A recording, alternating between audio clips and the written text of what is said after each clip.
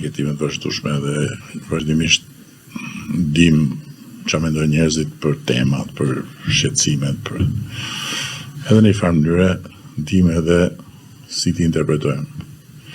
Dhe në rastin konkret, në të gjitha anketimet dhe në të gjitha rrugët e testimit të opinionit, ti ishe kryetare e bashkisë që shumica donte. Me diferencë nga çdo lloj emri tjetër që kemi testuar. Dhe kam dhe dëshmitar për këtë. Kjo është arsyeja pse mos kisha çat pyesja. Edhe pse prap s'do pyesja, po domethënë kjo ishte akoma më e thjeshtë. Kjo ishte Ogerta Manastriliu, siç nuk e kishim njohur, se edhe unë nuk e njeh në një pjesë të madhe.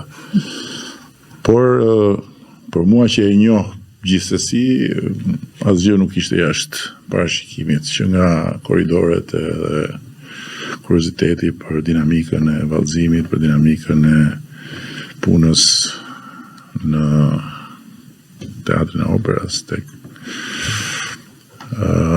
vrapi në për korridoret e bashkisë, e njëjta gjë, që zhvillohet edhe merr